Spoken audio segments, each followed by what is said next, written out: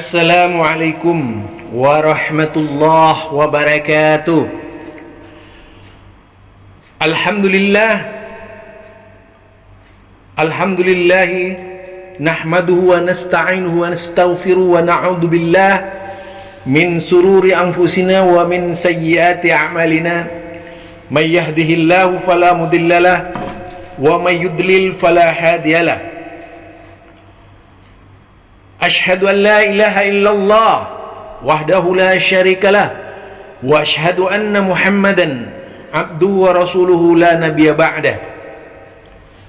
Kembali bersama saya Zulkarnain El-Maduri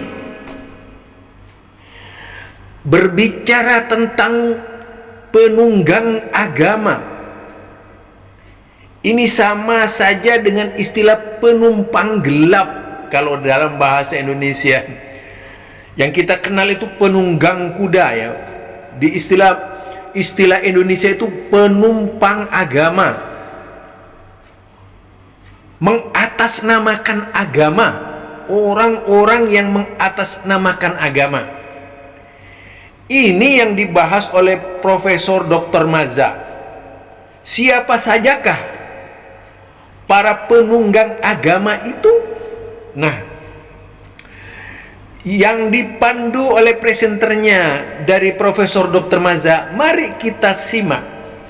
Siapakah orang-orang yang termasuk penunggang agama atau penumpang gelap atau orang-orang yang mengatasnamakan agama? Siapa kira-kira? Nah, yuk kita dengar bersama tentang isu ni, kerana mereka ni seolah-olah memberi sokongan yang kuat. Kita duk kata benda ni penunggang agama, dia kata depa yang tunggang. Jadi apa yang perlu kita berikan pada anak-anak kita ni supaya mereka lebih berhati-hati? Fadhal. Orang tunggang agama ni bukan baru, cerita ni lama. Quran bagi tahu. فَوَيْلُ لِلَّذِينَ يَكْتُبُونَ الْكِتَابَ بِأَيْدِيهِمْ ثُمَّ يَقُولُونَ هَذَا مِنْ عِنْدِ اللَّهِ لِيَشْتَرُوا بِهِ ثَمَنًا قَلِيلًا فَوَيْلٌ لَهُمْ مِمَّا كَتَبَتْ أَيْدِيهِمْ وَوَيْلٌ لَهُمْ مِمَّا يَكْسِبُونَ. Celakalah orang yang menulis kitab dengan tangan mereka dan kemudian menyatakan ini daripada Allah. لِيَشْتَرُوا بِهِ ثَمَنًا قَلِيلًا, untuk mereka membeli dengannya harga yang murah. Siapa yang nak tunggang agama ni? Tentu dah bukan orang lebay, tentulah bukan kaki sabung ayam ke, kaki judi ke. Mereka tak tunggang agama. Yang tunggang agama lah sejarah semua hak mengaji agama, yang tahu macam mana nak guna agama ataupun ada sikit-sikit pengetahuan agama. Ayam macam ni. Nah, bisa disimak perkataan beliau bahwa yang dimaksud penunggang agama, yang dimaksud dengan orang yang mengatasnamakan agama, dengan yang dimaksud penumpang gelap di dalam agama, itu bukan penjudi yang sudah jelas-jelas melakukan perbuatan haram. Itu bukan penzina yang jelas-jelas melakukan perbuatan maksiat atau perbuatan dosa-dosa lainnya yang jelas-jelas bisa membawa kepada kekufuran. Bukan itu penumpang agama. Tetapi menurut beliau, penumpang agama orang yang mengatasnamakan agama dan korbannya adalah umat Islam itu sendiri. Para tokoh-tokoh agama yang menjajakan agama sesuai dengan keinginannya. Para penjajah agama, penceramah, pendakwah yang mengajak umat Islam tidak di jalan yang sebenarnya, yang mengajak umat Islam di atas akal-akalnya yang busuk. Penumpang agama itu. Jadi penumpang agama ini orang yang mempermainkan Al-Quran, orang yang mempermainkan sunnah Nabi untuk kepentingan kelompoknya semata, dan tidak berjalan di atas manhaj Al-Quran. Ini mari kita contoh manhaj yang akan dipaparkan oleh beliau, bagaimana orang-orang yang menumpang agama. Yuk kita dengar bersama. Tuan-tuan kalau minum air ni, insyaAllah rezeki akan bertambah-tambah, muka akan lebih muda, akan lebih segak. Hak tua nampak muda 5 tahun, anak-anak akan jadi dengar kata, saya jual RM20, saya buat 20, ramai ada orang akan beli. Sebab apa? Sebab saya jampi unsur agama.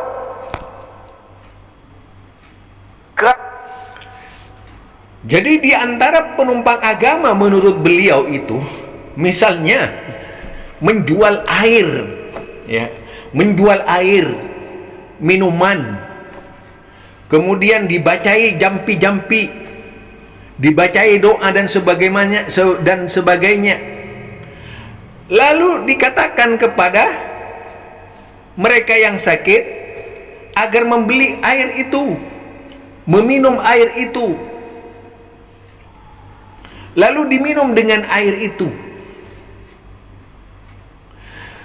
dan tertariknya karena menggunakan lafaz-lafaz Al-Quran dan doa-doa. Ya banyaklah orang yang beli, dikampanyekan di jalan-jalan dan sebagainya. Ini di antara salah satu penumpang agama menurut beliau. Nah, mari kita dengar lagi yuk. Manusia akan beli kerana dia tahu agama. Kadang-kadang sampai tak boleh fikir. Semalam saya sebut dalam kuliah, saya kata, saya tengok satu potong beberapa video fadilat minum kopi. Selagi bau kopi ada di mulut, selagi tu malaikat akan beristighfar pada kita. Tentu dah tokek kopi yang buat hadis ni.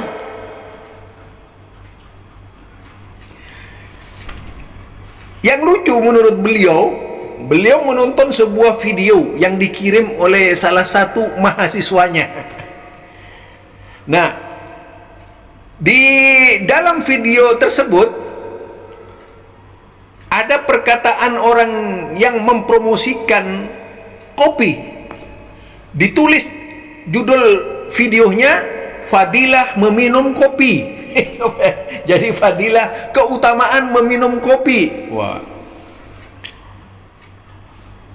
Katanya ketika diminum, sebelum habis rasa dari kopi itu, Allah akan membacakan istighfar. Malaikat akan memintakan istighfar kepada Allah buat orang tersebut. Waduh. Nah, ini tersebar di mana-mana. Di Indonesia juga ada seorang Habib yang bermimpi mendapatkan hadis dari Rasulullah, yaitu hadis fadilah minum kopi. Itu di Indonesia ada sudah. Ternyata sudah nyampe juga di Malaysia. Nah, coba siapa yang membuat hadis tersebut? Katanya beliau itu, siapa yang membuat hadis tersebut kalau bukan Toke Kopi? Toke Kopi itu artinya bos kopi, bos pabrik itu, yang punya pabriknya, direkturnya, dia yang bikin hadis karena kopinya ingin laku.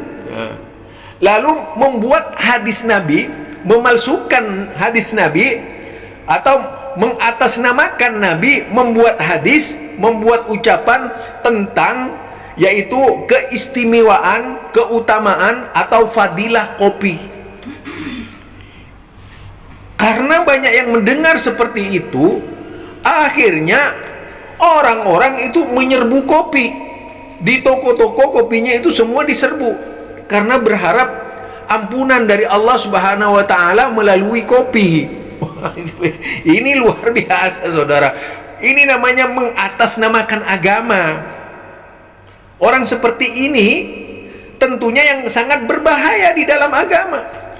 Umat bukan makin ngerti agama, tapi umat makin jauh dari agama. Nah, mari kita lanjutkan. Mustajin Arab kata. Apa tu maksudnya? Semua yang teruk, yukhaliful ma'qul, yunaqidul usul, yubayinul manqul, kata Ibn Jauzi, bercanggah dengan logik, bercanggah dengan nas, bercanggah dengan apa yang ada kitab-kitab dulu. Maudhu' dia adalah hadis yang palsu. Agama tak datang jadi kartun manusia.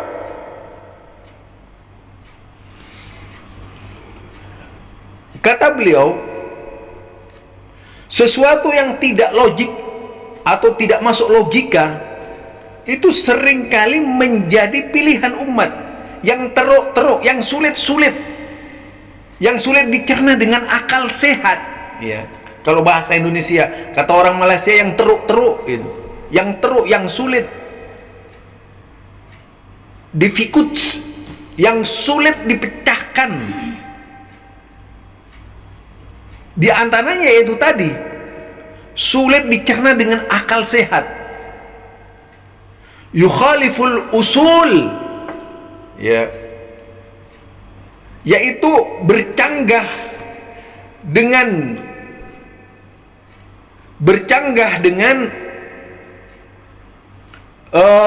apa namanya, usul, atau bertentangan dengan dasar-dasar agama, prinsip-prinsip agama. Kemudian yunakidul usul, yukhaliful ma'qul, yunakidul usul, yubayyinun mangkul. Nah, ini kalau sudah bertentangan dengan tiga apa namanya, dengan tiga prinsip ini disebut hadis palsu.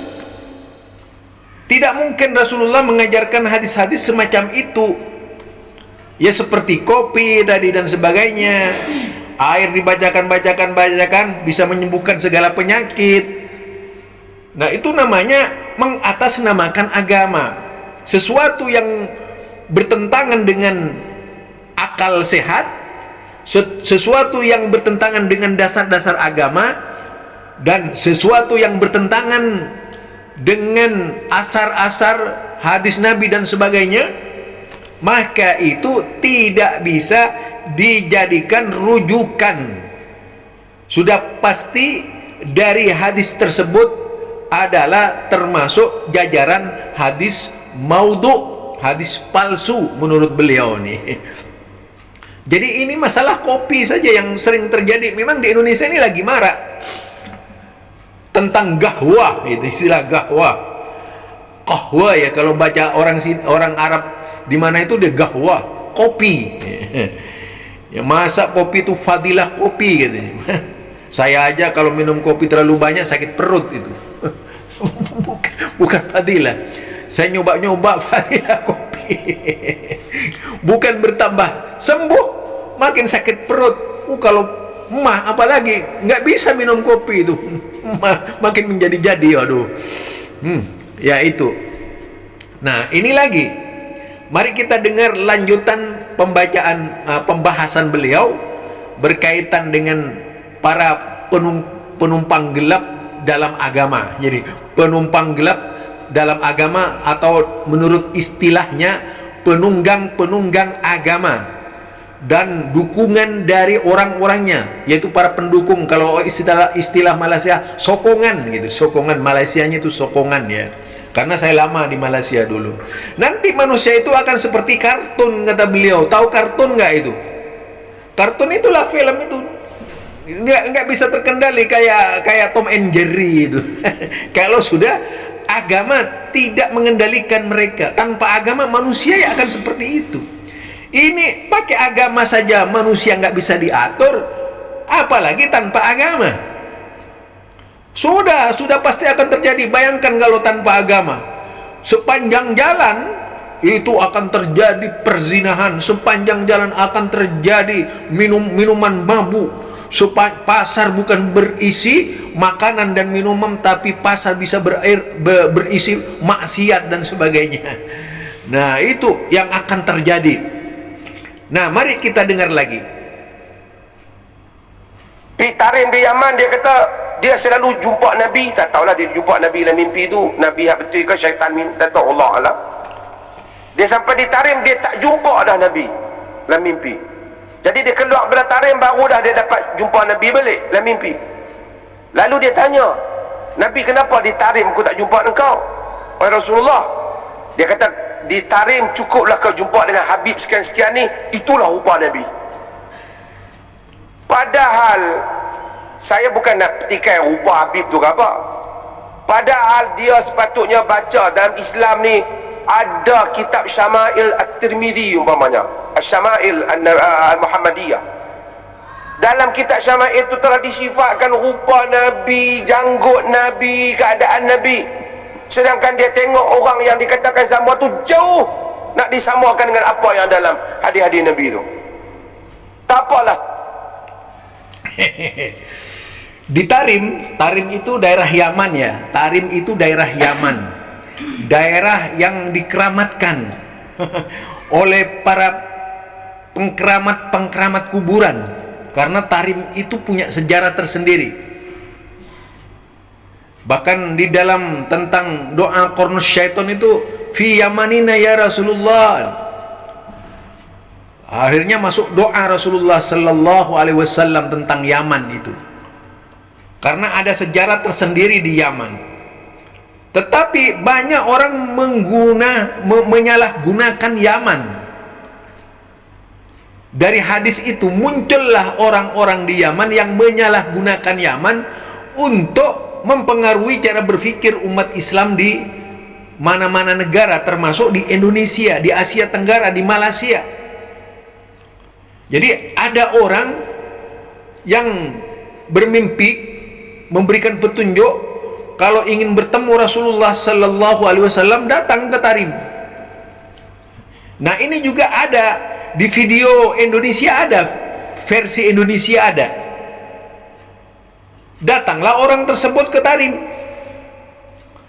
Tetapi berhari-hari ada di Tarim, tidak pernah bertemu Rasulullah sallallahu alaihi wasallam. Si Habib juga ini ya, ceritanya Habib ini. Ada seorang Habib cerita seperti itu, yang lucu-lucu itu. Tidak pernah bertemu Rasulullah sallallahu alaihi wasallam di Tarim. Lalu terpaksa pulang, sampai di rumah. Nah, orang tersebut bermimpi didatangi oleh Rasulullah dan ditanya dengan yang bersangkutan, "Ya Rasulullah, mengapa saya tidak bisa bertemu engkau di Tarim?" Jawabnya Rasulullah sallallahu alaihi wasallam, "Engkau kalau ingin tahu aku di Tarim, lihat saja wajah para habib-habib yang ada di Tarim itu. Itu adalah wajahku," katanya. Ini sentolo. Ini cerita-cerita yang fiktif masuk dalam pemikiran aswaja ya. Pemikiran seperti ini menyebar bukan saja di Indonesia, di Malaysia, ya, di Asia Tenggara, di India, di Pakistan. Semua senang dengan cerita-cerita fiktif, tahayul ini gitu. Menjadi sajian, dongeng sebelum tidur bagi mereka ini. Wah, apa yang ini yang membuat kita ketawa. Padahal kata beliau, ada kitab itu. Ada kitab, namanya kitabnya adalah As-Sama'ilul Muhammadiyah, yaitu sifat-sifat keumuman Nabi Muhammad sallallahu alaihi wasallam. Jadi sifat secara umum dari Nabi Muhammad sallallahu alaihi wasallam. Bagaimana melukiskan wajahnya, bagaimana melukiskan tangannya, bagaimana melukiskan kakinya, rambutnya, pakaiannya, semuanya itu disifatkan dalam kitab tersebut. Nah, itu saudara. Jadi cerita-cerita semacam yang sampai kepada kita itu adalah sangat fiktif sekali dan tak sesuai dengan kitab tersebut. Cukuplah kitab itu dijadikan rujukan, dijadikan referensi, ya, untuk mengetahui Nabi yang sebenarnya itu seperti apa. Ada di dalam kitab Sama'il Muhammadiyah, bukan seperti cerita orang tadi. Apalagi ada yang main-main, saudara. Kalau kita lihat di Indonesia ini macam-macam. Ada yang mempermainkan, katanya suruh mijat kakinya orang itu, ya, seperti ceritanya si Kumpul dan sebagainya. Enggak ada kayak gitu, semuanya bertentangan, bercanggah istilah orang Malaysia dengan kitab As-Sama'ilul Muhammadiyah. Ya itu, saudara. Jadi barangkali ini ya cerita yang perlu diluruskan dari saudara-saudara kita. Mudah-mudahan saudara-saudara kita yang muslim ini kembalilah kepada berita-berita hadis, bukan kepada berita-berita mimpi, berita tahayul dan sebagainya. Semua harus dikembalikan dan dicek kebenarnya. Fa'ariduh ala kitabillah wa sunnati rasulillah sahihah wa hadisil makbulah, dan hadis-hadis makbulah. Bukan, yaitu bukan makal, bukan qaul, bukan pendapat, tapi dalil. Kalau sudah berbicara sosok Nabi Muhammad, itu berbicara dalil, bukan mimpi. Ini barangkali karena memang sudah ada kitabnya, nama kitabnya itu yang sebagaimana ditulis oleh Imam Tirmidzi, yaitu As-Sama'ilul Muhammadiyah. Jadi As-Sama'ilul Muhammadiyah ini berisi tentang sifat-sifat Nabi Muhammad sallallahu alaihi wasallam, dari rambutnya sampai ujung kakinya. Ini saja barangkali, mudah-mudahan kita diselamatkan dari kebohongan-kebohongan, yaitu para pencari berkah. Para pencari berkah, ya, para pemburu kuburan keramat dan sebagainya. Mudah-mudahan kita dijauhkan dari kesalahan-kesalahan di dalam beragama. Sekian dari saya, Zulkarnain Al-Maduri. Subhanakallahumma wa bihamdika asyhadu an la ilaha illa anta astaghfiruka wa atubu ilaik. Assalamualaikum warahmatullahi wabarakatuh.